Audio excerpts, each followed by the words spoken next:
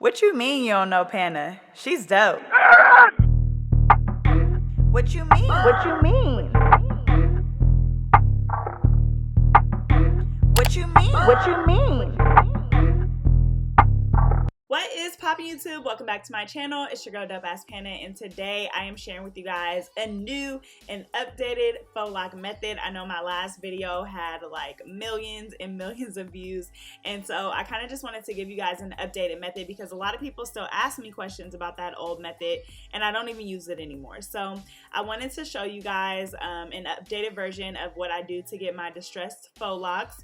A lot of the processes that I do in that video are similar, but the hair that I'm using is a little bit different, and I do think that this method is a little bit easier. So y'all know I have a love-hate relationship with faux locs. I talk about this in all of my faux loc videos, and that is just because it takes a really long time and it's extremely tedious.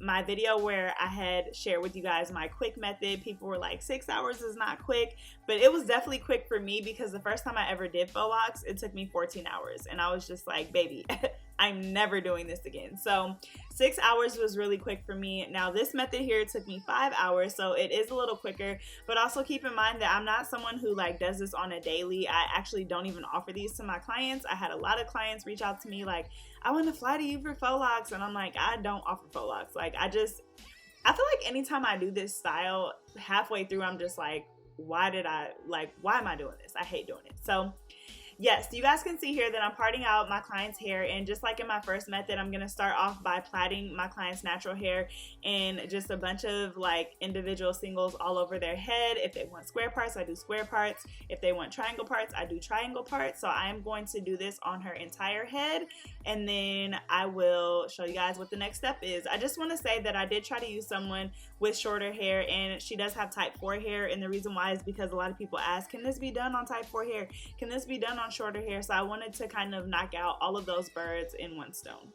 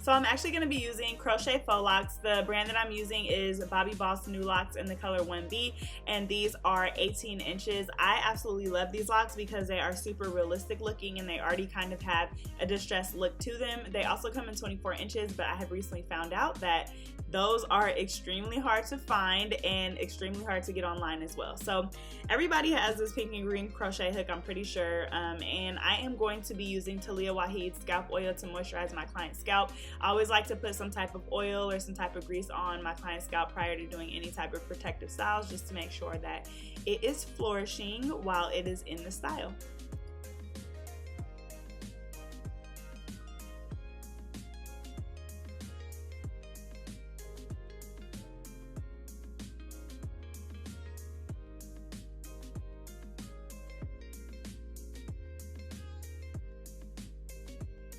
So for the next step, I'm going to be crocheting these locks into her hair, and there is a loop at the top of the lock. So basically I'm going to take my crochet hook, put it through that loop and pull that through. I'm going to pull through the end of the lock and also my client's natural hair. I think I have shown this crochet method before. And then I'm going to take my hook and I'm going to put it through the center of the faux lock, and I'm going to pull the end of the client's braid through that faux lock, and it'll be covered because it will be basically within the faux lock.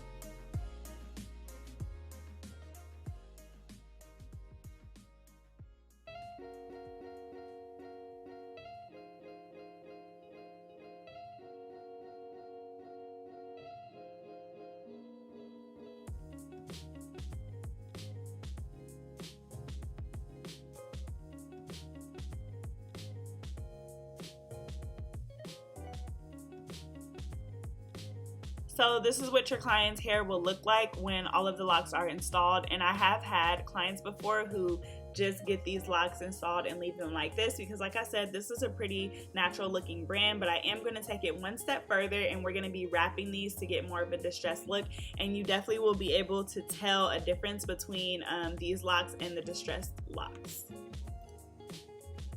So the hair that I'm using to wrap the locks is going to be Alitress's Passion Twist braid hair. It's 12 inches and I got it in the color 1. So I used a total of 3 packs of that hair. This is what the hair looks like when it is outside of the pack, and I used one of these per faux lock. So I just wanted to show you guys what the distressed faux locks look like. The 2 on the right have already been wrapped, so the one to the right and the one in the middle. The one on the far left hasn't been wrapped yet, so you guys can see that there is a little difference, and the ones that have been wrapped are a little bit longer and they look more distressed. So I'm going to show you guys how I did that, how I got that look, and it may be hard to tell here, but you will definitely be able to tell as you get further into the hair that it does have that little distressed look. And like I said, they are a little bit longer because as you're wrapping, you're kind of stretching that lock out. So I was really nervous to get the 18-inch hair because I didn't want it to be super straight, but it actually ended up working out. So basically what I'm going to do is I'm going to take one piece of the Passion Twist hair and I'm going to unravel it. You do want to be kind of careful when you do this because it can get tangled and then it'll kind of like make a knot and turn straight, and it'll just really mess up your lock. So you want to be careful when you are taking it apart. So I'm going to crochet this hair through the base of the faux lock, and I'm only pulling about 1 to 2 inches through, and I'm going to take that and I'm going to wrap it to the left. This is going to be in the opposite direction that I'm wrapping the entire faux lock. Then I'm going to take the long side and I'm going to be wrapping it to the right, and just a little bit different than my last tutorial. I told you guys that it had to be overlapped when you guys were wrapping, and in this case it doesn't. You can kind of wrap it in any way that you want, and I do wrap every single one differently just to really create that distressed look, because you don't want this to be super uniform. These are supposed to be like messy locks. So sometimes I will stay in the same place for a couple wraps. Sometimes I move down really far, and yeah, once you get to the end, you're gonna start wrapping back upward, and then once again I'm gonna be taking my nail glue and I'm going to put a little piece, like a little drop, of the nail glue where I want to seal the lock. So you guys can see this is where I'm stopping my lock. I'm going to put a little piece of the nail glue and then I'm going to wrap it around in that direction and just let it dry. And boom, guys, you're just gonna cut off the excess hair and you have a distressed faux lock. So here you can definitely tell a difference. Like I said, it may have been hard to see before, but these look messy and they're so bomb and longer. So yeah, I'm just gonna go ahead and do that on a couple more for you guys to see, and then I will show you guys the finished look.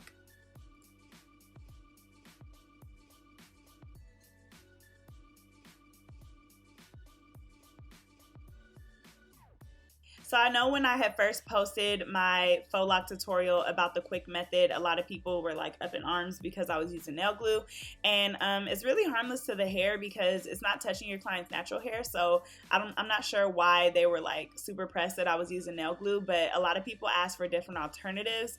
You can definitely try to burn it. In this case, I wouldn't palm roll it just because this hair is not going to seal like a Marley type hair would. So I guess an alternative to the nail glue would just definitely be to burn it. And I tried to go in slow-mo there. I was just showing you guys how I wrap because I know it's really fast.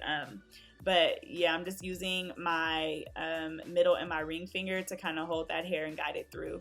When I am wrapping, like literally when I'm doing these faux locks, my wrist starts burning and I'm just over it, like I said. So this is definitely something that if I'm doing this on a regular basis, like I'm charging money for. Not only that, but the passion twist hair and the faux lock hair is pretty expensive in my area. It's $10 per pack for each. So I used 3 packs of each for this style, so I already spent $60 on hair alone. So definitely take that into consideration for your pricing, guys. These are very tedious. Not only are you braiding your client's hair, then you have to crochet in, and then you have to wrap. It's almost like doing 3 styles in one. So definitely something that you guys need to make sure you're getting your money's worth for.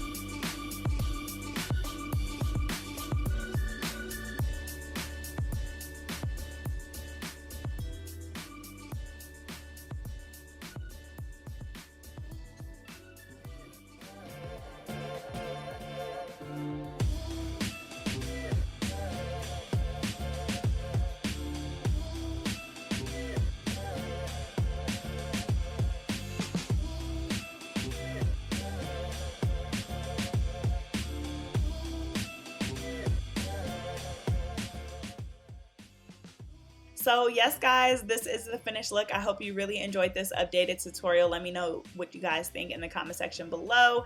I did not count how many faux locks I did because I know you guys are gonna ask me in the comment section, but I did use 3 packs of the crochet locks and 3 packs of the passion twist hair. I didn't use all of the hair from the 3rd packs, but yes, a great way to gauge is to count how many locks are in the packs, and then that's how you know how many locks you can do in total. So yes, guys, I hope you really enjoyed this video. As always, make sure you guys like, comment, subscribe, and share my videos.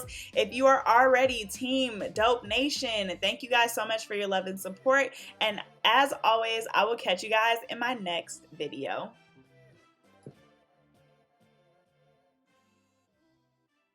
What you mean you don't know Pana? She's dope. What you mean? What you mean? What you mean? What you mean?